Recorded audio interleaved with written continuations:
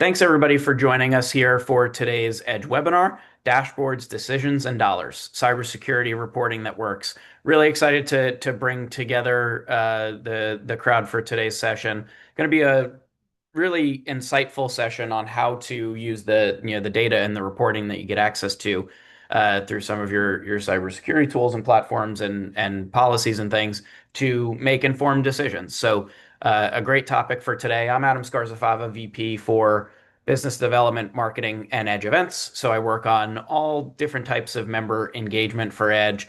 For those who may not be as familiar with us, I'll start with a bit of context and a bit of an intro for Edge as an organization so that you know why we're the ones bringing people together on this topic in the first place. So, Edge is a nonprofit member based research and education network and a technology consortium. We were initially founded by a group of higher education presidents in New Jersey to help to solve technology based challenges. Initially, that meant building a network around the state of New Jersey, and you'll hear a little bit more about that. But we have really grown to serve members in all sorts of different ways. The mission has grown, the service area has expanded as well. And I need to update these slides because it's not 19 states now, it's actually 28, and we're growing rapidly. And so we're helping institutions and organizations all across the country face these challenges today. The mission has also grown to serve institutions, organizations, beyond just the higher education community. So we were founded by the higher ed community. Our heart is still, sort of comes from growing and helping to serve that community. But in doing that, we've been able to leverage our tools and expertise to better serve the entire public sector and related organizations that serve similar missions. So that includes K-12 districts, that includes state and local governments, other nonprofits, healthcare entities, really across the board. Anybody with a public serving mission, Edge now exists to serve those organizations and help them excel in the use of technology. That happens because we are experts in the areas that we serve. We're experts in education, we're experts in serving the public sector, and we really focus on driving outcomes and results that those types of organizations need to achieve. And we know that is different for every organization in that cohort. So our approach is really customized to, in all cases, address the specific challenges that you're having and the outcomes that you want to be able to drive through using technology. So we do that in a few different ways. Again, at the core of where Edge grew from and really still at the heart of what we do is EdgeNet, which is our purpose-built optical fiber network. We do lots of things like high speed and high performance networking, helping institutions, organizations get access to high performance compute resources for the new AI world and to connect to various cloud platforms and applications that they need to do business every day. Edge Discovery is our technology-based research framework that rides on those high-performance connections to really advance scientific discovery in the higher ed world. Edge Market is our strategic and informed consortium procurement arm. We're able to do RFPs and issue master services agreements, awards under those RFPs to vendors to make their solutions and services available to not only institutions and organizations in New Jersey, but public sector groups nationwide. And that's part of how we've grown so quickly to be in the 28 states that we serve is through the contracts that we make available. We do events, networking, and community building, just like what we're doing here today.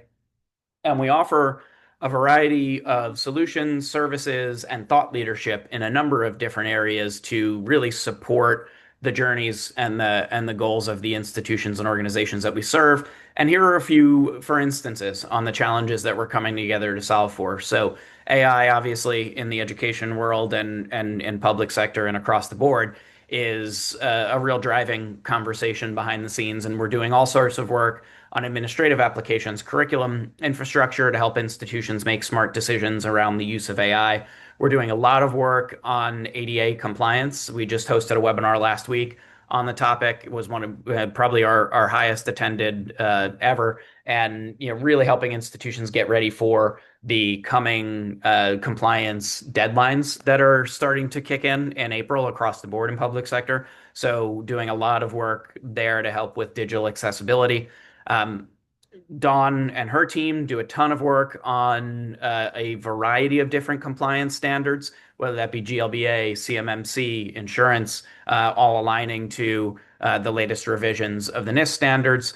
And then we do a lot of work on helping with application modernization and business process modeling as all these new digital applications are rolling out, having a strategy and a policy and processes that are ready to take most advantage of them is really becoming more and more key. So we're helping institutions with a whole variety of challenges, but today we're focusing in on cybersecurity. And joining us here as our expert is Dr. Dawn Dunkerley, Edge's Principal Chief Information Security Officer. And with that, Dawn, I'll stop sharing my screen. I'll invite you to share yours and take it away. Awesome. Thanks, Adam. And a pleasure to meet you if I haven't met you before. And if I have, glad to see you again. So I'm going to go ahead and share my screen here and we'll get started. All right. Adam, could you just make sure that everything's working on your end? Yes, looks great. And I'll remind everybody you have the chat, the Q&A. If you have any questions as Dawn's going through today's content, please bring them up and we'll make sure to get them answered before the end of the session. Thanks, everybody. Yeah. And on that note, because I'm on full screen, I can't see if somebody asks a question. So Adam, please feel free to jump in at any time. If I start having connection issues, please let me know also. I told Adam ahead of time, the room that I'm sitting in now, for some reason, has gone kind of wonky from a bandwidth perspective. So just let me know. All right, we're going to jump in. So hi, again, my name is Dr. Dawn Dunkerley. I'm the Principal vCISO for Edge. A little bit of the background about me, if you don't know me, I spent about 20 years, give or take, supporting the U.S. Department of Defense in cybersecurity and cyber intelligence, primarily the U.S. Army. Do have a background and a doctorate in information systems focused in cybersecurity metrics, which I want to point that out because it certainly is a relevant thing that we're going to talk about today. But one of the most important things you need to know about my background is I spent a lot of time going from pulling cables underneath floors as a system administrator to a software developer to as I progressed in my climb within the Department of Defense, doing compliance and governance, risk, and compliance writ large, communicating very technical topics to non-technical leaders. So if you think about kind of your senior civilians within the military, your generals and whatnot, how to communicate that risk and readiness and the return on the investment to those types of people. So a lot of these strategies are very much the kind of the same concept. How do we communicate well to non-technical leaders, whether that be visually or from a verbal perspective? So in today's session, we're going to do exactly just that. We're going to talk about not only just what a dashboard could look like, lots of different options and different ways you can make a dashboard and make data visual. So we'll talk about a couple of those. But we're going to talk about how to communicate those technical topics into a compelling narrative that helps you communicate the risk and the reward from a funding perspective. So at the end of the day, we want to make sure if you're in this webinar already, I believe that you care about the security of your organization. You wouldn't be spending this time out of your day if you weren't. So you're probably trying to make solid investments. And so we want to make sure that we communicate those things so that you get the attention and the funding that you deserve. So when this is all said and done, we'll talk about some practical frameworks. We'll show you some ideas for dashboards. We certainly have lots of other ones that we can talk through at a later date, one-on-one, should you want to. Some real world examples for sure about how this has been successfully communicated and some actionable next steps for you. So why cybersecurity reporting matters. Don't probably have to even have this slide in here. You probably already know. Education sector is a prime target for cyber criminals. Cyber criminals, nation state threat actors even, believe that education is a soft target for a variety of reasons. Not only from your K-12s that have definite funding issues, and even into higher ed, where you have definite funding issues to try to close the holes that you have, to a different mindset of sharing information, maybe a reticence for putting certain controls in place to that might be seen as too difficult or too cumbersome for faculty and staff, particularly. So education is seen kind of as a not only a soft target, but a growing place where information can be taken from. Not only sensitive data that we see here, you've got student records, you've got information about health IEPs and PHI, financial data, all sorts of things protected by a variety of different state and privacy laws. In higher ed, you also have the concern of supporting grant-funded research. Maybe you're doing grant-funded research on behalf of the government.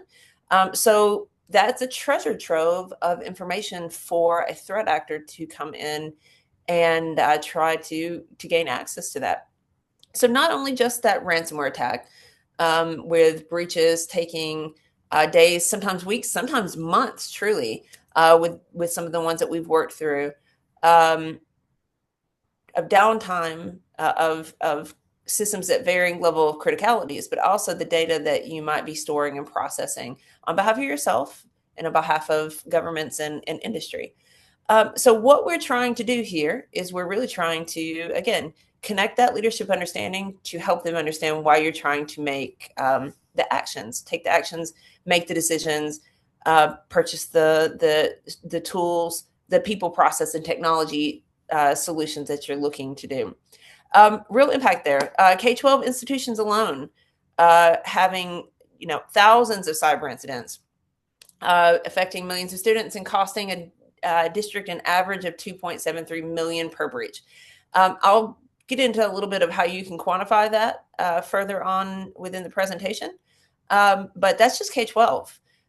We've had a number of high-profile incidents over the last years of ransomware, data breaches at the nation-state level even. As I said previously, trying to get after sensitive information associated with grant-funded research.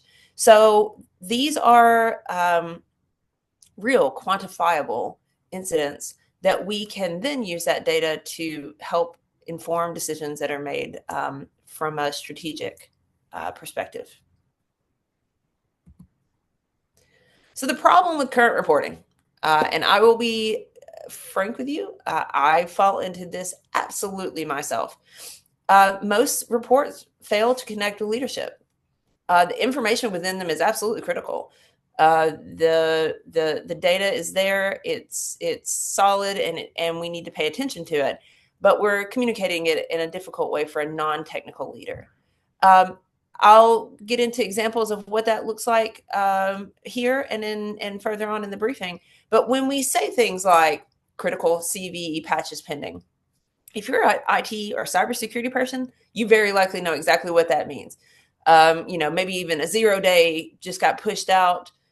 We need to patch. It has a CVE severity score of 9.8. We need to make sure that we get that patched in an expedient manner. That means almost nothing to a senior leader. When you say we've got these critical patches that need to be updated, they're going, well, why are you bringing my system down to do that? What they need to understand, what they need to hear from you is that risk, that impact associated with that, the realization of the worst that could come from that. End of life software detected. How many of us are running legacy systems that, quite frankly, or have Windows systems that, I'm still seeing? I'm not going to lie. We do penetration testing all the time across different schools. We're still seeing crazy like Windows 95, Windows Me stuff that's sitting out there, shadow IT that we may not have even known about. So what that leader might need to hear is that's absolutely a potential ransomware entry point. That shadow IT is bringing risk to the organization. That the risk reward is not in aligned and in balance. Things like compliance violations, understanding what that insurance implication might be. If this was realized, that system might have to come down, and being able to quantify that really connects that technical aspect to what the operational impact would be. What would the effect to the school be? What would the effect to the students be? Increasingly, what would the effect to legal and insurance obligations be? And then, quite frankly, your regulatory requirements. So if you, Adam mentioned we were doing a lot of work in the GLBA space. What happens if you're, lying about your GLBA compliance status, and something is realized that is not in alignment with GLBA? What does that look like? So again, if you're in this session, you probably already know this. You probably know what the terms on the left mean, what IT teams report. You know the criticality, the importance of that data. But how do we translate that into a way that helps the leadership help us make better decisions? So it all comes really down to a lot of jargon problems. And I wanted to specifically put this in here because we see a lot of this within the work that we do. Terms being thrown around like red teams, blue teams, purple teams, penetration testing. I just talked about it. Vulnerability assessments. So red teams, blue teams, purple teams. I can't see a show of hands. This is where normally I would say raise your hand if you know the difference. But different types of sustained simulated attacks. Red teams going on the offense. Blue teams, playing defense, and purple teams working together in a blended construct, ergo purple, but showing simulated attacks to find weaknesses. Penetration testing. This is one that I see all the time, especially as you see a lot of companies that are coming out and doing automated penetration testing that ends up being, quite frankly, in my experience so far, glorified vulnerability assessments. So what's the difference? Penetration testing the defenses, actually taking active ability to try to exploit and get into a system using a vulnerability that is found. A vulnerability is identifying that security gap before they're exploited. So it really is like vulnerability assessment is actually the first part of conducting a penetration test.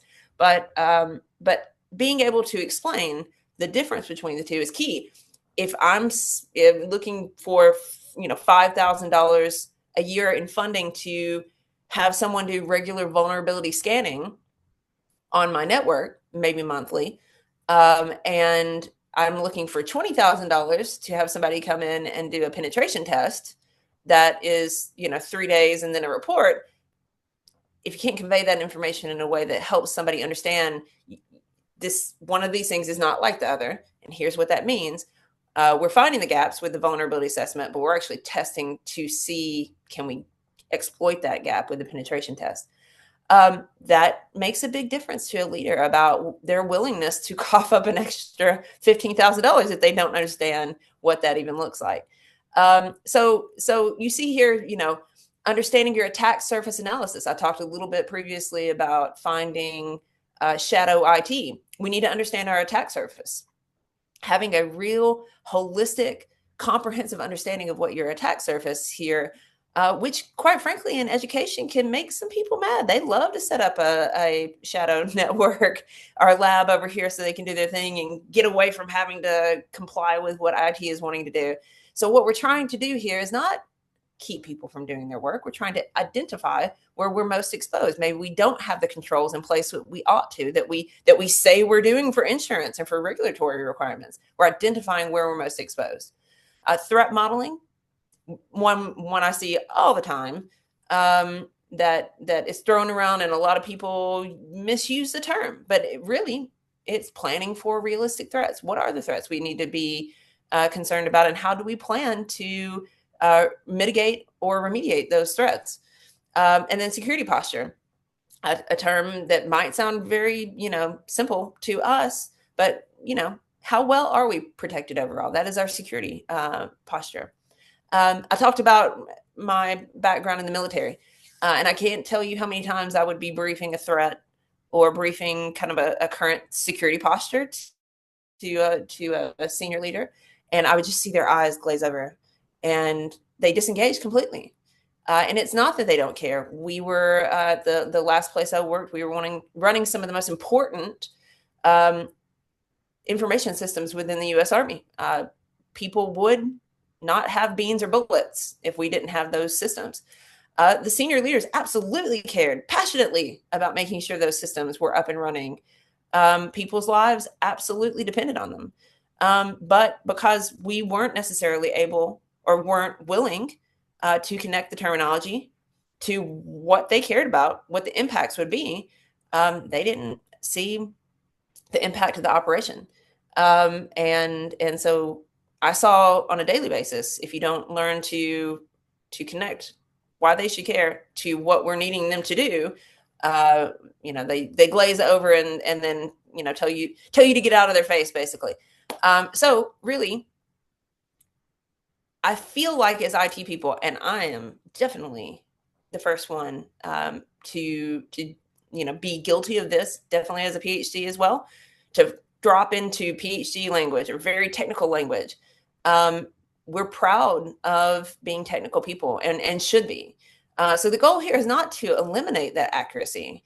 It's to try to find ways to convey that both in verbally and visually to provide the context that makes that actionable. So there I say, hey, sir, we're looking for funding for penetration testing. Follow that up with, which means we hired experts to attack our systems. You also, by the way, in that case, if you're in higher ed, depending on your GOBA compliance and your strategy you currently have right now, you could also say, hey, we need penetration testing. We're going to hire experts to attack our systems because GOBA requires us to do it on an annual basis, which also bridges the gap between technical precision, the comprehension of why, what does that even mean, and a regulatory requirement for us to do that. So what does leadership actually need from a cyber report? So again, I can't do a show of hands, but I will just tell you, if you're here and you're higher ed, you should be reporting to your board annually. That's actually a GLBA requirement now to at least report your GLBA status to your board. I do a lot of board reporting for the schools that I work with as vCISO. And usually, in my experience, you have less than 15 minutes. You do it once a year, and we need to convey a lot of really important information in a way that they care. They help make sure that we get our budget for the next year, and that we're meeting the requirements of the GLBA or quite frankly, if you're a K-12 and you're on this call, or if you're a business and you're on this call, you should be conveying this information to your leadership also, to help them understand the efforts that you're making. I will just say as an aside, having grown up, again, from pulling cables under the floor all the way up through the kind of different areas of IT and cybersecurity, it's very easy for senior leaders to look at you as an IT or a cybersecurity person and say, you're just a service provider. I don't want to see you unless something's going wrong, and I don't want anything to go wrong. Otherwise, I don't want to see you. So make sure everything goes right and stay over in your corner over here. We can't do that. That increasingly, not only is that a regulatory requirement, but it's also the right thing to do. IT and cyber risk is not IT and cyber risk, it's operational risk. It's whole of organizational risk. So making sure they understand this is not a me problem, this is an us problem writ large. So what do they need from those cyber reports? So how do we quantify that risk to student data privacy, access or staff operations? Can it compromise different systems that we might be heavily reliant on? Great example of this, by the way, I had a ransomware attack a few years ago that took down the only thing, knock wood, very lucky on this one, only thing that was affected were the building security systems. So they had camera systems up around the campus. They were smart enough ahead of time to understand that they had weak passwords that they were sharing with the facility staff. and they weren't able to patch those systems properly because if you're ever in a situation where you're responsible for patching uh, building security, HVAC, IoT or OT systems that happen to be on the network, you know that very often they're not necessarily as easily patchable. Building access systems, great example. Got schools right now that are several patches behind on building access systems getting in because the patches don't work with the infrastructure that they have. So legacy systems, old patches. So how would that compromise the safety of your faculty, staff, and students? What are the potential costs? So when we start quantifying the costs associated with these things, it's not just the direct costs. What would it take to build systems, buy new systems, overtime expenses? There could be breach notification. So letting affected personnel know either by email or phone or whatever the mechanism ends up being. Legal fees, you got to remember you're going to pay your insurance company if you get them involved. Any fines associated with that? We have seen definitely some fines recently with lack of compliance. I believe Georgia Tech is a great example of that. Some situations that are coming out where not only are you losing your grant funding, but you're having to pay the U.S. government for those things as well. And then insurance premiums increasing, or quite frankly, they cancel your insurance. We've seen that also. Meeting those requirements that we have to have as well. What are the implications? If you're familiar with GLBA, then you very well know that if you don't meet those requirements, they have the right, after some machination, to remove your ability to process financial aid within your organization. And then higher ed, how many of us can live without processing financial aid? So there are those implications. Absolutely. Some of those are very hard. A great example of that is reputation. How do you put a number on reputational cost? But it absolutely could have a potential cost, especially right now when we're in a resource strained environment. Students I've got one, by the way, who's about to go to college. My youngest is about to fly the coop, and he'll be the last one in college. And as we're looking around for, hey, where are we going to lock in and actually go to school? If I had seen that the school he's looking at going to had just had a massive breach, that might actually weigh on my decision as a cybersecurity professional for sure. So we got to remember that some of those costs that come out of this are not necessarily direct. Progress and accountability. So let's say you do brief your board on an annual basis. Good job. Are you briefing where you're improving? Hey, we've done really well on this, but we actually are not making a lot of progress here. Maybe that's because we don't have the budget. Maybe it's because we don't have the staff. Especially for those of you on the call right now in New Jersey, we do a lot of work in New Jersey. I tell people, and I firmly believe this: New Jersey is a very difficult place to hire and retain quality cybersecurity professionals, especially when you've got Philadelphia in the south and New York City in the north, where people can get trained up and then go and get a really high-paying job.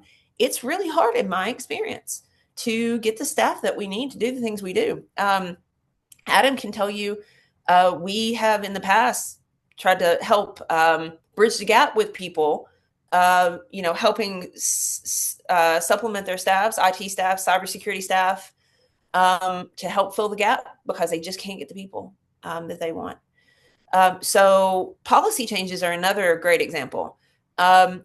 If we need a policy change, multi-factor authentication, not as difficult necessarily in many higher ed situations, but definitely in K-12s, when we're trying to say, hey, we need to put multi-factor in place. Not only is it the right thing to do, it's an insurance requirement, et cetera and so forth. We've got all these reasons why, but if it causes somebody to have to log in more than they want to, or it's a pain in the butt, they don't want to do it. We have to be able to, convey why that's important and why we need that policy change and why we need leadership support. Sometimes it's just a matter of getting that leadership support.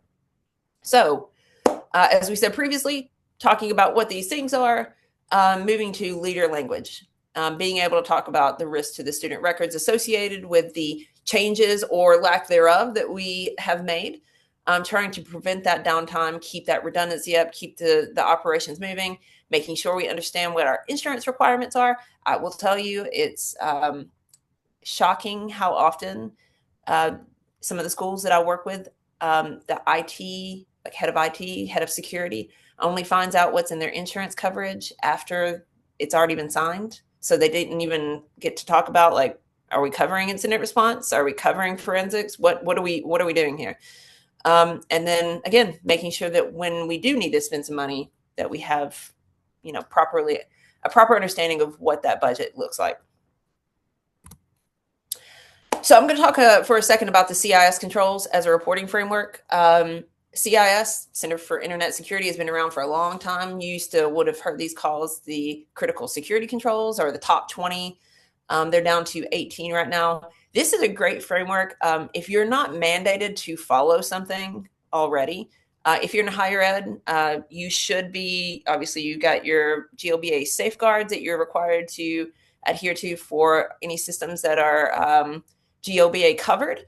If you're in higher ed, I might suggest you look towards the NIST 800-171 revision 3, unless you're required to comply with CMMC, in which you might need to look into revision 2 and revision 3.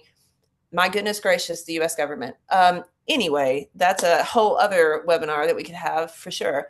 But framework is a framework. They're all very good. This one just happens to talk about CIS. It's a great place to start. And it's a great place for schools, especially if you're a less mature program, to start, because it has this concept of implementation groups. So you see there kind of on the bumper sticker, CIS controls scale across 3 groups.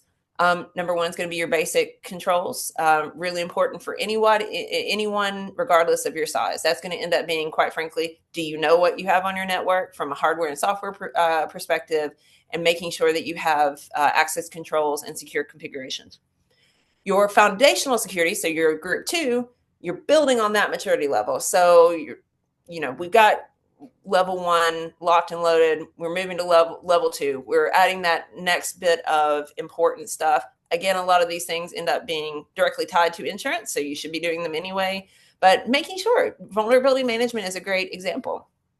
Do you have a program in place where things are being scanned at least monthly from a external perspective, and maybe quarterly or even twice a year from an internal perspective, to understand what your vulnerabilities are? Where are you logging, and where is that being stored, and how's that being processed? Do you have a seam, for example? So these are, more complicated, more expensive in a lot of cases, things that, again, are moving towards that additional level of security and maturity. The third one, organizational maturity, gets into, and quite frankly, I just want to point out here, a lot of organizations have maybe level 1, 4 or 5 different controls in level 2, and maybe 4 or 5 in level 3. Security awareness training. Everybody knows, nobody loves doing it, but everybody knows we need to have some level of at least annual security awareness training. If you're not, come talk to me.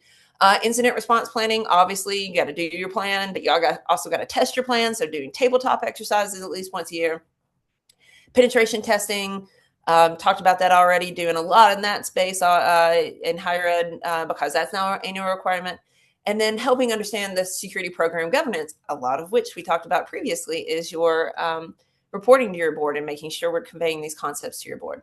So that ends up being the very nuts and bolts basics of your 3 different levels that you would progress through.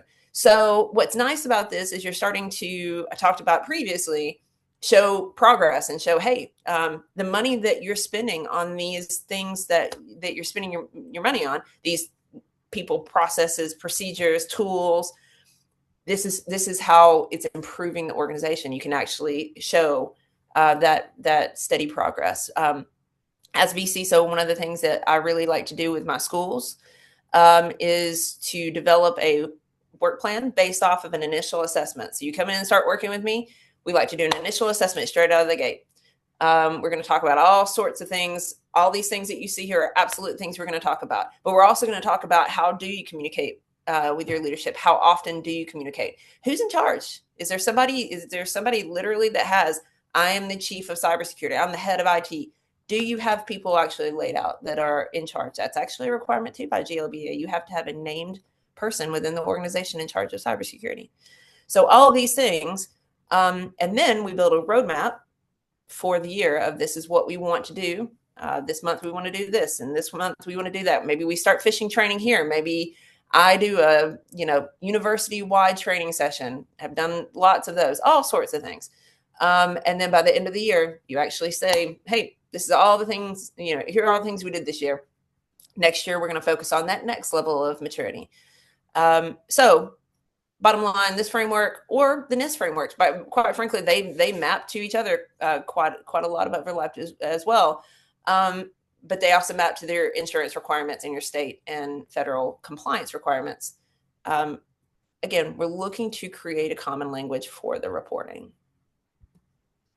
All right. This is a very, very rough estimate of what a dashboard looks like. But you can see here, red, amber, green. Everybody knows what a stoplight chart looks like. So red, critical gaps, yellow, partially implemented, and green, we're within what we consider our standard of not even perfect, but we're getting there. So this could be a bar chart. This could be a radar chart. I'm actually working multiple dashboard projects right now with different schools, and different people like different types of charts. But what's important about this is conveying the concepts behind each one of these to show progress. Dashboard best practice down here before I move on, I just want to say trending last 90 days, trending upwards, downwards. Are we doing better? Are we doing worse? That's really nice, especially if you can meet with your leadership, or at least have it where they can stroll through and see progress. That's nice. Again, it helps to show your progress and how effective. And quite frankly, if you ask them to do something, hey, we need help with this particular thing. We need help with MFA coverage. They come through. We have a drastic increase in multi-factor coverage. Boom. It shows absolutely. Here's the direct correlation associated with those things. So talking about what does that mean? What does the data behind that actually mean? So the leader would need to know for this particular control that we've identified here as being critical. Here's our current status that we have on it. Here's the risk context. Accounts without multi-factor are vulnerable to a variety of things. Credential theft via phishing attacks. We still see this. We still see multi-factor exhaustion. So we're moving to new multi-factor requirements that, don't rely on an SMS code, for example, explaining, having that context there of why do we want to do that? And then what's the recommendation associated with that? Seeing a lot of this, especially right now in K-12s who want to extend multi-factor to really critical systems that have never had multi-factor on there before. And you're going to have an impact. And sometimes it's just going to be having people complain about how they don't want to use their personal cell phone for multi-factor. And that is absolutely something that you may struggle with. But having the ability to lay this all out, here's what we're looking at, here's why we're doing it, the current status, and the recommendation for improvement or way ahead. So you see there that what it tells the leadership, where we need help from a budget perspective, where we've thought through the risk, we agree on the risk, and here's what the gap is, and here's what we're doing. So supporting metrics, I told you, one of my favorite things to argue about in cybersecurity is what's a good metric. A classic metric that I see is we have, 10,000 attacks a day based on people scanning our network, which is not an attack. And that's a difficult metric for a leader to understand. So putting it into, here's our target coverage and here's what we estimate our risk reduction to look like, puts it into an impact associated metric. Okay. Penetration testing as a storytelling tool. And I wanted to throw this in here because I talked about penetration testing being very, very much one of those common things that we see misunderstood. So when the report comes out, the technical findings report, if you've ever seen the findings report from a good penetration test, again, not the ones that are just a glorified vulnerability scan, they should tell the story of what an attacker could accomplish and what that then you need to be able to quantify, even if that doesn't come out through in the technical reporting. What does that mean? So a little bit of story time. Had a school, several years back that we contracted for a penetration test, and the provider that we work with through Edge is Black Hills Information Security. If you're not familiar with them, they are, in my opinion, and I'm not paid by them, but I'm a firm believer in them. World class, if not the best, one of the best groups of pen testers in the world. Just great people to work with. Also, when you set up your rules of engagement at the beginning of an engagement with them, they say, hey, if something happens, we have a really critical vulnerability we found, we want to try to exploit, or we've gotten access into your systems and we want to move laterally, who's the person we can call? So this particular school had put me down as the person they could call and talk through. So sitting here at this very desk, actually, one afternoon, I get a call from the tester, and he says, hey, we have completely owned the Active Directory. We are domain admin. We wanted you to know, number one, something will need to be done quickly, more quickly than we're going to get this report out. We need to, but also we would like to see if we can move from here to, something else, move laterally within the network. And we said, absolutely, we can do that. Got the report. Obviously, you can imagine the report was full of, wow, this is critical severity. We needed to deal with this. But how do you go and tell a leader, hey, I'm going to need you to help me through budget, through staff, whatnot. We're going to have to make some changes on the network that might actually, you might see, we might have to bring the network down. We might have to, change some systems up. We might have to upgrade some things. So telling that story, here's what they did. They got in through this phishing email, classic, obviously. Our jobs would be so much easier if people would stop clicking on things. Staff credential stolen. Again, still in the time of multi-factor. I'm still seeing people's credentials stolen. We had a situation a couple of years back, another test where they were able to get the absolutely use multi-factor authentication to get and exhaustion of the MFA to get access not only to the person's email account, but they also actually were able to, the tester was able to install the multi-factor solution on their own phone. So they actually had multi-factor of that compromised person where they just had access to anything 24/7 that they wanted. Attacker moves the student database, sensitive records extracted undetected. So you got to be able to tell the story of this is what the outcomes of this particular situation could be. We're going to need us to make these changes. It might be painful, it might be expensive, but it needs to read like a risk scenario. Very rarely have I seen a school hand over the technical penetration test to a senior leader, but the really mature schools absolutely will tell, even if it's just in their annual briefing to the board, we did this, here were the things that were found, and here's what we did to rectify it. So whether that ends up being additional training to compromise staff, ramp up, a remediation measure or a mitigation measure, something like phishing training, what are the things that we put into place so we made it from this technical test to removing or at least reducing that risk. Okay, from snapshot to roadmap. Again, we want to guide future action here. So this just shows you a a roadmap, kind of like what we talked about previously with the different implementation groups of the CIS. Can do the same thing with the NIST frameworks as well. What are the quick ones? What are the things that we can absolutely do quickly? I would say you could even say security awareness training rollout with a platform like a KnowBe4 or one of the competitors to them. There are lots of them now that you absolutely can roll out a training campaign with leadership support fairly quickly. Phishing simulation, very similar. A lot of times it's in the same platform even.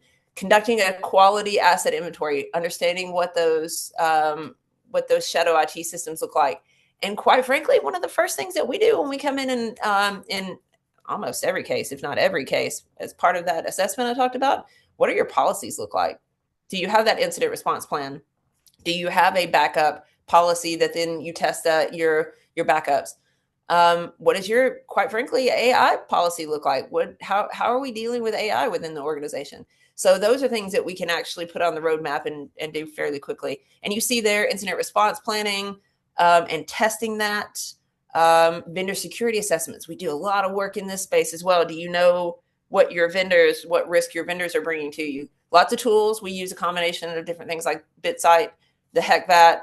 Some people use security scorecard. With some of our schools that we work with, none of them are perfect, but trying to understand as best possible what risk your vendors are bringing to you. And then we get into more of those strategic and then maturity and optimization initiatives. So those end up in a lot of cases being your investments that you're going to have to put some more money into. SIEM implementation is a great example of something. Not only you have to have a tool, you have to be able to get the data feeds going into your SIEM properly. And then what does your dashboard and your SIEM look like? So it's all nice to have all your data flowing into one place, but if nobody is making sense of it, what does that even mean? So connecting that to your resources, people, processes, and technology. So you see budget needs from your technology perspective, staffing requirements, where do we need support, whether that ends up being new full-time hires or consulting support. So like I said, we come in a lot of cases and fill gaps for different organizations that can't find or are struggling, or actually we've even helped hire new people. So somebody asked us to come in and help them hire in a new CISO, for example. And then those policy changes, in so many cases, that's going to be a long pole in the tent, is getting the leadership to help you enact the policy that will let you do the things that you want to do. All right, so I am cognizant of time here, but I do want to talk a little bit about tying cybersecurity in the budget. I want to give you a couple of recommendations that I don't have in the slide deck. But if you want to reach out to me afterwards, if you don't catch this, or if obviously Adam said that there's going to be a recording, tying cybersecurity to the budget is actually one of the most complex things that I have found, but can be one of the most rewarding things. If you can see me in the corner, I'm holding up a book. It's called Measuring and Managing Information Risk. It's by Jack Freund, Freund, and Jack Jones. But what you need to know is not necessarily that. It's about the underlying concept. It's called the factor analysis of information risk. If you're ever truly having a hard time sleeping, insomnia is really causing you problems, I would recommend one of my books, first of all. But if you don't want to get one of my books, go and read up on FAIR. It's not the most exciting thing on the planet, but what FAIR is trying to do, the FAIR model, is trying to actually help you quantify what different risks are causing you. So putting a quantification to both the likelihood and the impact associated with something being realized and what that would mean for your organization. It's a really rewarding thing when it's done well. You have to have everybody agreeing on the numbers underneath, but it is actually really rewarding to be able to quantify and say, this is what this particular risk looks like. And then if we want to make an investment, as you see here in multi-factor authentication, look at this investment versus the risk that it's associated with. And it's really helpful in helping explain why we need to invest in some of the things we do. Another Great thing to check out. IBM puts out a data breach report every year. They have the 2025 data breach report. They have it broken down by different kind of segments, industries, as it were. In education's one, you'll see financial services, you'll see government, all sorts of different things. But basically, they've taken data that's come in about what individual breaches have cost and have laid out kind of an average for different types of organizations what the breaches cost. And that's based on, like I talked about previously, not only what recovery costs end up being, but also that trying to put some numbers into that reputational costs and the less easily quantified numbers associated with that. So if you put this chart right here, assuming that you don't have a particularly argumentative set of leadership that would want to argue the underlying costs, but let's just say you don't, or you've worked with them previously to try to help quantify this a little bit more. You can see there your average breach cost versus the MFA investment associated with that makes a financial case. So we do see actually on a daily basis. Great example of this is we had one of our community colleges invested in a security operations center. Had security operations center reached out, said, hey, we're seeing indications of ransomware already in your network. So, they've put it in, they've actually loaded it into the network. They haven't executed it. So if we act quickly, we can get ahead of it and we can actually stop this from being a security incident. We were able to do that. So that what I would say is a very worthwhile investment in the security operations center. Immediately, we were able to realize the improvement based on that, because we were actually able to, very rare to be able to get out in front of ransomware. So very proud of that as well. So the direct financial benefits, I do want to just call out one thing here. We are actually seeing in some of our schools, I'm very proud of this, that have been working with us for a while, we're actually seeing their premiums go down. So whereas a lot of people are seeing premiums go up because the insurance company sees you as a risk, if you can show, hey, here's the portfolio of things I'm doing, here's my framework I'm working on, here's the progress we're making, hit them with the numbers, we are actually seeing those premiums go down. And so I'm very personally proud of that and the work that our schools are doing to make that happen. Speaking of cyber insurance, right here,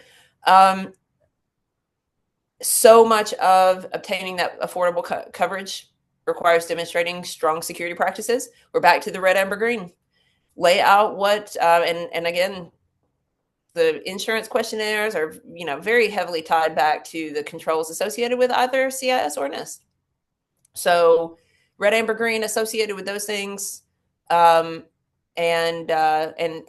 making sure that we are actively tracking and understanding what those requirements are and where are we at in that place. Don't lie to your insurance company, because it will come back to haunt you should something happen. They will not pay for it. Or they will cancel your coverage. All right, your call to action. We are coming up on the hour. Request an assessment. If you haven't had a good assessment, CIS is a great one. If you're higher ed, highly recommend you take a look at the 800-171 Rev 3, unless you are required to adhere to CMMC for some reason, and then we need to talk about what that scope looks like. Take a help understand what your gaps are, and like we said, build that roadmap where you have your quick wins, your shorter term things, your more midterm things, and your longer strategic actions. Annual pen tests. No reason, especially for higher ed, not to start thinking about taking a look at attacking yourself and understanding what risks you have from an external perspective. Quarterly dashboard for meetings is great, but at a minimum annual, helping them understand not only where you are from a current perspective, but where you have been and where you're going. So they understand how you are planning, how you are aligning your budget to reducing risk, and how the different ways they can help you can directly affect the cybersecurity of the organization. They have to understand at the end of the day, if nothing else, they have to support you to support them. And so really just putting that in a way that they understand it and they care, and they are on board with the priorities between IT and leadership. All right, so I'm going to move just past this questions and discussion. And if you want to get in touch, there's my email address. There's actually my phone number. Don't write it on any bathroom walls. But you also can reach out to Aaron Brink or Michelle Ferraro with Edge. We can talk about any sorts of things. We do all this and a bunch more stuff. But at the end of the day, it's not about perfect technology. It's about reducing risk, never to zero, but reducing it and helping everyone understand what's at stake. So that is all I have for today. Thank you. Thank you. Awesome. Thank you, Don. I'll share my screen really quickly again so that folks can grab Erin and Michelle's contact info. Either one are a great resource to be able to connect you with Dawn and the variety of resources on her team. So please don't hesitate to reach out if you do have any specific questions. We had a couple questions come in that we'll grab now, Dawn, and we'll start with Okay. what are the most influential metrics or findings that you've seen move the needle for budgetary decisions by leadership?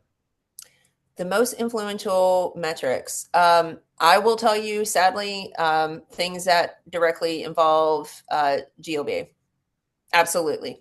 In higher ed, especially, any one of those safeguards, that threat of financial aid being the ability to process it being removed is absolutely one of the most impactful things I've seen. Um, any type of metric like I talked about previously, we get X number of attacks on a daily, weekly, monthly basis. I don't think, other than a shock and awe factor, Mhm. I don't think it does any good. But tying it directly back to a regulatory, a legal, or a uh,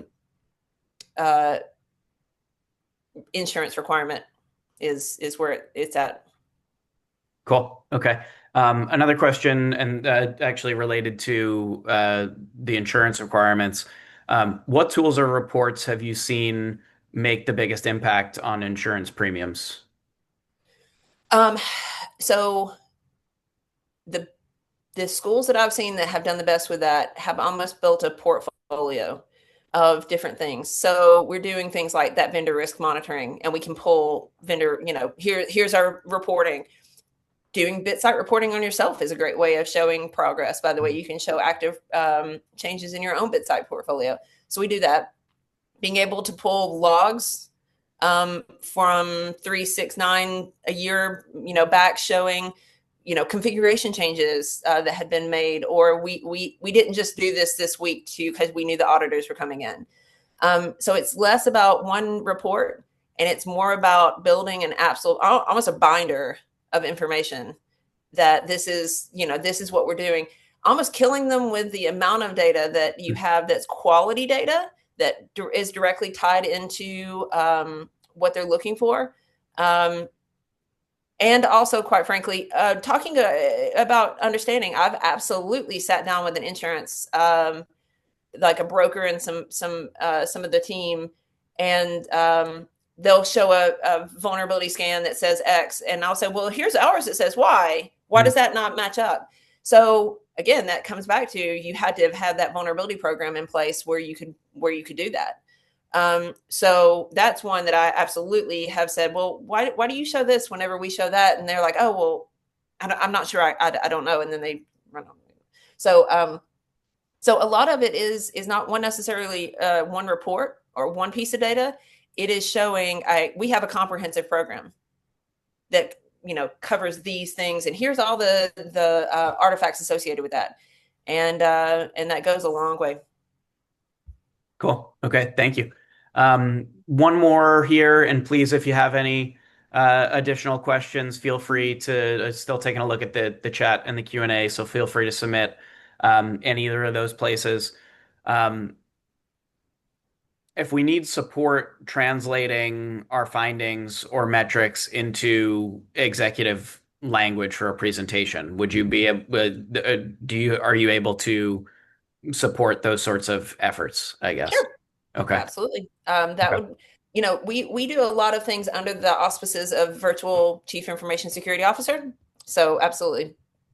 Okay. So sort of any of those Mhm. building blocks of reporting or engaging with management we can do under the CISO program. Yes. Mhm.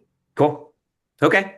That's all we had in as far as questions for now. We're at time here. We can hang around for another minute or two if there are any questions. And sometimes we do get people sneaking them in under the wire, but if not, as we wrap up, again, I'll just encourage folks to please take advantage of the resources that we have here. Again, anything that Edge does, we have built and we roll out to the community to support the challenges you're facing. So that's what we're here for. We do it all as a nonprofit with that mission to support the education and public sector community. We do it all at nonprofit rates, better than you're going to get on the market anywhere else for these kinds of services. So please take advantage of it. That's why we exist. That's what we're here for. Reach out to Michelle or Aaron, and they will be able to connect you with all the right resources and get all the support that you need. So. With that, no other questions coming in. Thank you so much for spending some of your afternoon here with us today. Dawn, thank you for your time and your insights. I'm sure we'll see you again soon on one of these. Thanks, everybody. Thanks, everybody. Bye.